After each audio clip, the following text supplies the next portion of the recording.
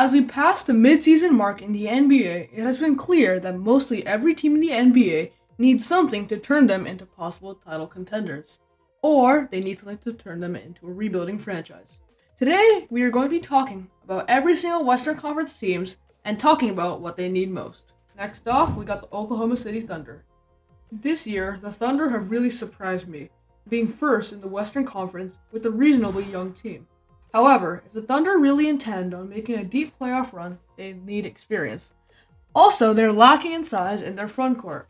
Other than their Rookie of the Year candidate, Chet Holmgren, the Thunder lack in size, Chet's backup being 6'9" Jalen Williams. Next, we got the Minnesota Timberwolves. The Timberwolves have been another surprise this year, though they are lacking a traditional backup point guard. Mike Conley, their starter, has been a floor general, keeping their offense flowing while helping on the defensive end. A couple of weeks ago, we had the chance to see the T-Wolves without Conley, and Chris Finch, their head coach, said it perfectly as he stated how unorganized the team was without Conley. Next, we got the Los Angeles Clippers. After the James Harden trade, the Clippers have gone on an almost flawless win streak, though their only true weakness is the amount of rebounds they get. The Clippers are 15th in offensive rebounding percentage and 21st in defensive rebounding percentage. Next, we got the Nuggets. The Nuggets, being the reigning champs, don't have many issues, although they could use a better backup five. With Nikola Jokic, the Nuggets are plus 9.2 for every 100 possessions, but without them, they're minus 9.5. Though in the playoffs, last year this wasn't a major issue, as Aaron Gordon played it as a usable backup five with great success. Next up, we got the Sacramento Kings. The Kings claimed the 5th spot in the Western Conference. The Kings' starting lineup has been very solid, averaging a plus 9.5 points per 100 possessions. One of their issues, however, is the absence of a solid backup point guard, as the Kings have been forced to play Malik Monk, a good player, as their backup point guard. Next on our list, we got the Suns. The Suns have been an up and down season, but of recent have been on the up. When their big three is on the court, Phoenix is plus 22.6 points per 100 possessions. Injuries have kept the big three off the court, however. Overall, the Suns' defense has been average at best, and they will need some more perimeter defense if they intend on making a deep playoff run. Next up, we got the New Orleans Pelicans. The Pelicans are in the same boat as the Denver Nuggets, as they also need a true backup five so they can contend in their playoffs.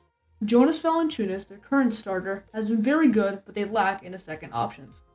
The Pelicans could probably use at least one more good center at their five. Next up on our list, we have the Dallas Mavericks. Luka Doncic and Kyrie Irving combined to have a plus 6.1 points per 100 possessions. Although they're electric on the offensive side of things, on defense, Dallas is 20th in points allowed per 100 possessions, and could really use a good perimeter defender if they would choose to make a deep playoff run. We now got the Los Angeles Lakers. Although LeBron James and Anthony Davis are having one of the best seasons defensively in their careers, the Lakers lack offensive firepower. On offense, other than LeBron and AD, they only have D'Angelo Russell and Austin Reeves, who are actually the only players with at least 100 minutes and positive marks in the offensive box plus minus. If the Lakers would like to continue, they will need some more offensive firepower. Next up, we got the Utah Jazz. The Jazz are thoroughly outperforming expectations with a pretty unbalanced roster. They have much talent in the front court with Lauri Markkanen and Chris Dunn, and many combo guards like Colin Sexton and Jordan Clarkson. However, the Jazz lack a good big wing or a good 3-guard. Next up on our list, we got the Houston Rockets. The Rockets have a young roster with Jalen Green and Alperen Sengun. The Rockets lack a good 3-point shooting team, although their highest volume shooters like Jalen Green are 5% short of league average and they take many threes a game. Next up, we got the Golden State Warriors.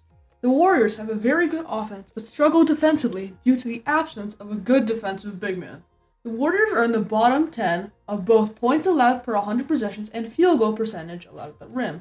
They will need a more defensive big man to help keep the defense together if they plan on using the last years of Steph Curry's prime and advancing deeper into the playoffs and the season. Next up, we got the Memphis Grizzlies. The Grizzlies really just need to be patient so they can develop their rising stars such as John Morant, Desmond Bane, and Jaren Jackson Jr. This year is a bust as John Morant and many of their key players are out for the season, as now they just need patience and wait until next year. Second to last on our list, we got the Portland Trail Blazers. The Blazers are in a rebuild mode, with number 3 overall pick Scoot Henderson from this last year's draft. They need draft picks to make a true rebuild for the future. Finally, the last Western Conference team we got today are the San Antonio Spurs. Right now, the Spurs lack in a true point guard, as for some reason, for the past couple months, Jeremy Sohan has been playing point guard. Greg, are you becoming senile or something? Sorry. Anyway. In order for the development of Victor Wembanyama, the Spurs need a good point guard who can make decisions and develop him. The Spurs would also need some good draft picks in order to rebuild and compete for future titles. As the trade deadline is on Thursday, every team in the NBA needs something to either cement their future or in order to win a championship right now. And I guess now all we can do is wait and see what happens.